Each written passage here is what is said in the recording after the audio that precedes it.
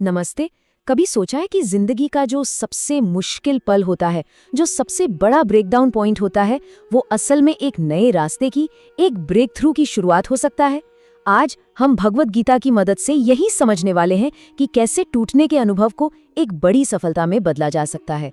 हम सबकी जिंदगी में कभी ना कभी वो मोड़ आता ही है ना?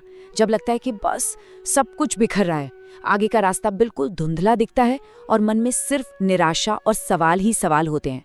तो आज हम बात करेंगे कि इसी मोड़ से एक नई शुरुआत कैसे की जा सकती है। तो इस बिखराव को, इस ब्रेकडाउन को और अच्छे से समझने के लिए चलिए एक ऐसी कहानी में चलते हैं जो है तो हजारों साल पुरानी, लेकिन आज भी उतनी ही सच्ची, उतनी ही रिलेटेबल लगती है। और ये कहानी है एक महान योद्धा के सबसे कमजोर पल की। सोचिए जरा, ये जो ज्ञान है ये किसी शांत मठ या आश्रम में नहीं दिया गया। ये दिया गया था एक युद्ध के मैदान में, एक बैटलफील्ड के बीचों बीच, जहां एक महान योद्धा अपनी जिंदगी के सबसे बड़े कंफ्यूजन, सबसे बड़े धर्म संकट से गुजर रहा था।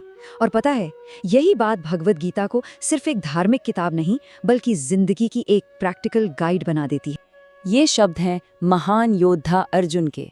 और इस पल में वो सिर्फ एक सैनिक नहीं है, वो एक इंसान है। एक ऐसा इंसान जो अपने ही परिवार, अपने ही लोगों के खिलाफ लड़ने की सोच से कांप रहा है। उसका शरीर और मन, समझिए, दोनों ने ही जवाब दे दिया है।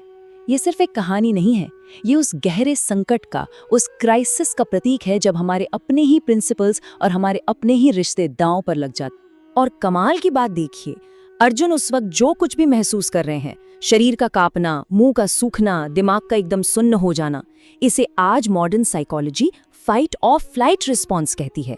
मतलब सोचिए, हजारों साल गुजर गए, तकनीक बदल गई, दुनिया बदल गई, लेकिन इंसान का डर और संकट को महसूस करने का तरीका वो आज भी बिल्कुल वैसा ही है। तो फिर यहाँ सबसे बड़ा सबक क्या मिलता है? वो ये कि ये जो टूटना है, ये जो ब्रेकडाउन है, ये कोई अंत नहीं है, बल्कि ये एक शुरुआत है। ये कुछ वैसा ही है जैसे एक भरा हुआ गिलास। जब तक आप उसे खाली नहीं करेंगे, उसमें कुछ नया और बेहतर कैसे भरेंगे? तो ये जो संकट है, ये असल में बदलाव के लिए जगह बनाने का एक बहुत जरूरी प्रोसेस है।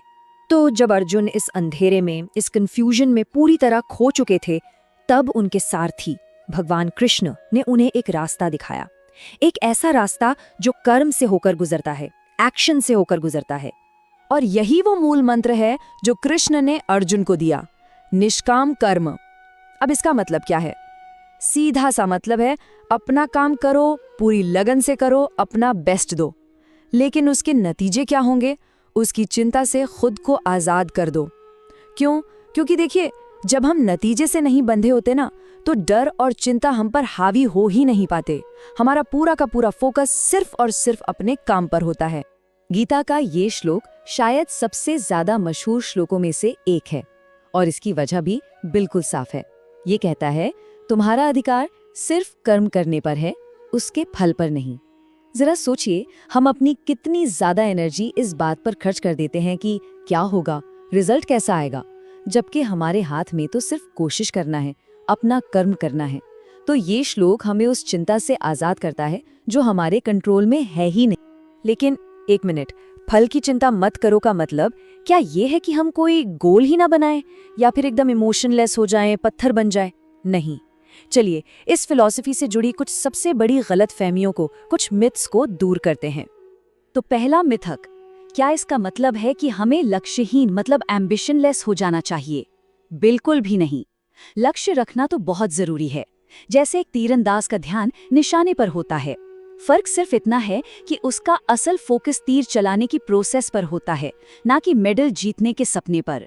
दूसरा मिथक, क्या हमें अपनी सारी भावनाएं, सारी इमोशंस दबा देने चाहिए, पत्थर दिल बन जाना चाहिए? नहीं, इसका मतलब है समुद्र की तरह बनना। सोचिए, समुद्र की सतह पर लहरें उठती हैं, कभी खुशी की, कभी दुख की, लेकिन उसकी गहराई में हमेशा एक शांति, एक ठहराव बना रहता है।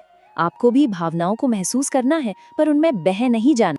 और तीसरा और आखिरी मिथक, क्या हमें सब कुछ छोड़कर, दुनिया से संन्यास लेकर पहाड़ों पर चले जाना चाहिए? गीता कहती है नहीं, दुनिया को छोड़ो मत, बस दुनिया को अपने अंदर मत आने दो। अपनी जिम्मेदारियां निभाओ, अपना काम करो, लेकिन अपनी खुशी और अपनी मन की शांति के लिए इन बाहरी चीजों पर डिपेंडेंट मत रहो। तो चलिए इन सब को एक साथ समेटते हैं। ये सोचना कि हमें लक्ष्यहीन बनना है, ये एक मिथक है। सच्चाई ये है कि हमें बस परिणाम से डिटैच होना है। अपनी भावनाओं को दबाना नहीं है, बल्कि उनमें एक बैलेंस, एक संभाव लाना है। किस्मत को कोसना नहीं है, बल्कि अपने एफर्ट की, अपनी कोशिश की जिम्मेदारी लेनी है। और रिश्ते छोड़ने नहीं है, बल्कि उन्हें बिना किसी डिपेंडेंसी के स्वतंत्रता के साथ निभाना है। असल में यही है निष्काम कर्म का असली मतलब। और देखिए, अगला श्लोक इस पूरी बात को एक बहुत ही खूबसूरत तस्वीर में समझाता है। कमल का पत्ता, वो रहता तो पानी में ही है, कीचड़ में ही खिलता है, पर पानी की एक बूंद भी उस पर ठहरती नहीं। वो हमेशा साफ और सूखा रहता है। बस यही लक्ष्य है, दुनिया में रहना है, अपनी सारी जिम्मेदारियां निभानी है, लेकिन दुनिया की जो नेगेटिविटी है, जो चिंताएं हैं, उन्हें खुद पर हावी नहीं होने देना है। तो फिर इस पूरी बातचीत का सार क्या है, निचोड़ क्या है? बहुत सिंपल है। अपना बेस्ट दो और जो भी नतीजा हो उसे स्वीकार करो। अपना पूरा ध्यान अपनी मेहनत पर, अपने एक्शन पर और अपनी नीयत पर लगाओ और रिजल्ट की चिंता से खुद को फ्री कर लो। सच मानिए, यही असली आज़ादी है। तो जाने से पहले बस एक सवाल अपने आप से पूछिएगा, अगर हमारा ध्यान इस बात पर ना हो कि लोग तालियां बजाएंगे या नहीं, बल्कि सिर्फ और सिर्फ अपने काम की क्वालिटी पर हो, तो हम क्या कुछ हासिल नहीं कर सकते।